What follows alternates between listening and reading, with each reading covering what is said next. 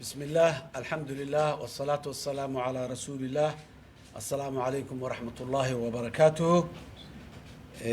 maanta oo ay taariikhdu tahay 15 bisha Juun 2022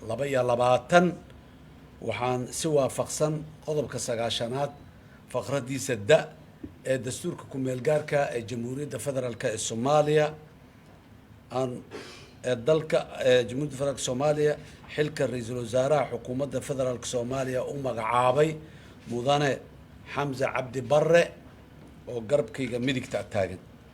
waxaan go'aankan ku saleeyay markaan eegay aqoonta waayo aragnimada iyo kartida aan ku aqaano mudane Xamza ayaan u gartay in uu yahay qofka ku habboon oo ka bixi kara xilkaas cusub iyo Soomaaliyada cusub ee waayaha cusub ku jirta intaba. ra'iisul wasaaraha cusub aniga oo dardar gelinayo howlgalkiisa waxaan ka codsanayaa golaha shacabka inay si rasmi ah oo degdeg ah u meel mariyaan magacaabista ra'iisul wasaaraha Jamhuuriyadda Federaalka ee Soomaaliya. waxaanan kula dardaarmayaa ra'iisul wasaaraha in uu dardar geliyo kuna mashquulo aadna oo u howlgeliyo arrimaha hortebinta leh ee xukuumadda cusub ee Jamhuuriyadda Federaalka ee Soomaaliya, kuwaas oo ay hortebintooda ugu horeyso amniga, gurmadka abaaraha, heshiisiinta, horumarinta bulshada, ka hortagga dhibaatooyinka iyo aafooyinka ay sababaan cimilada isbedelaysa iyo daryeelka guud ahaan dadka Soomaaliyeed, isla markaasna uu ka shaqeeyo horumarinta cilaaqaadka caalamiga ah ee Soomaaliya ay la leedahay adduunyada inteeda kale, isaga oo ka tallaabsanaya halheeskeenii ahay Soomaali heshiis ah dunidana heshiis la ah. waxaan rabnaa xukuumadda cusub inay noqoto mid dadka Soomaaliyeed qulubtooda isu soo jiida, isla markaasna danahooda ka shaqeysa. waxaan ugu duceynayaa ra'iisul wasaaraha in Ilaahay u fududeeyo xilka culus ee xilliga adag ee Soomaaliya maanta ay maraysaa lagu aaminay, loo magacaabay, loo gartay. aad iyo aad u mahadsantihiin. Wassalaamu calaykum waraxmatullaahi wabarakaatuh.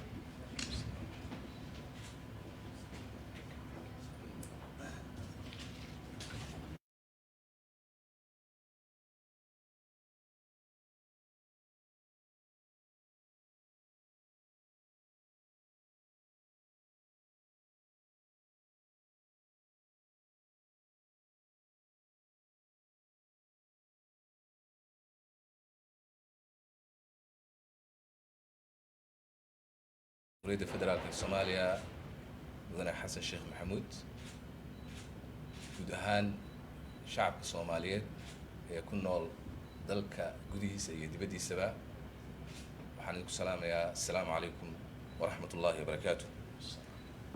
mudane madaxweyne, mahad oo dhan waxay u sugnaatay Ilaahay subxaanahu wa tacaala oo dalkeenna ka soo doojiyey marxalad adag oo qaadatay in ka badan 1 sano oo hubanti la'aan siyaasadeed iyo mid amni ah.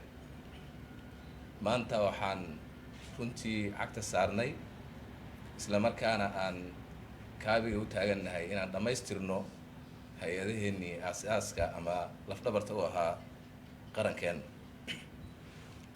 mudane madaxweyne, sida aan ognahay shacabka Soomaaliyeed waxay soo doorteen wakiiladaasi waxay ka soo xusheen muwaadiniin Soomaaliyeed oo tiradoodu gaarayso 39 muwaadin, isla markaana dhammaantood application ama codsi u soo gudbistay inay noqdaan madaxweynaha Jamhuuriyadda Federaalka ee Soomaaliya. waxaa farxadii runtii adiga oo sidaas ku soo baxay oo lagu soo xushay tirada intaa la eg ee muwaadiniin Soomaaliyeed laga soo xushay inaad iga soo xulato boqolaal Soomaaliyeed oo aan helo kalsoonidaada, taas oo ku qotanta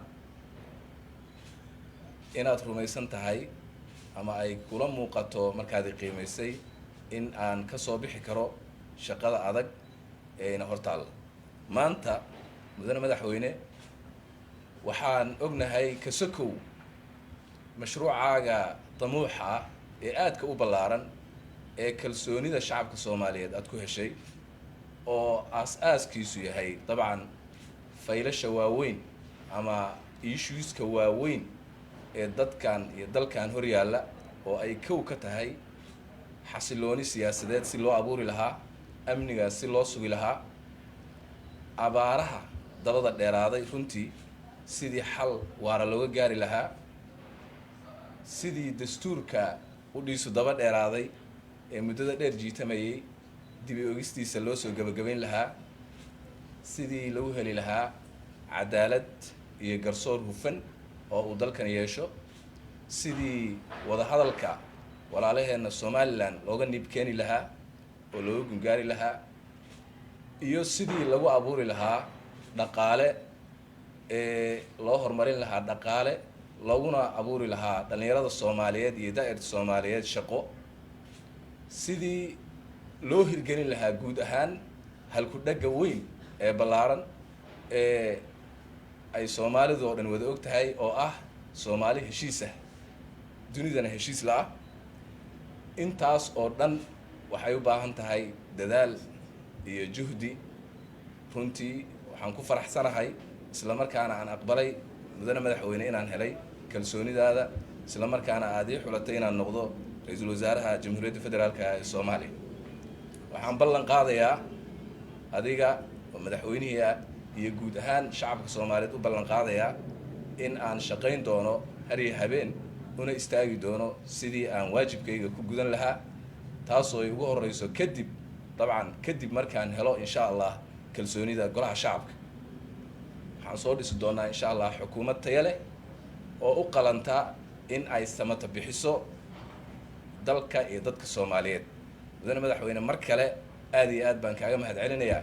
waxaan adiga iyo mas-uuliyiinta kale ee Soomaaliyeed iyo guud ahaan shacabka Soomaaliyeed ka codsanayaa in ay nala shaqeeyaan, isla markaana aan dhammaanteen u istaagno in aan u shaqeyno kana badbaadino dadkeena dhibaatooyinka jira ee dabiiciga iyo midda kale ee runtii aan inagu ognahay ee aan la daala dhacaynin muddada dheer. aad baad u mahadsantahay mudane madaxweyne.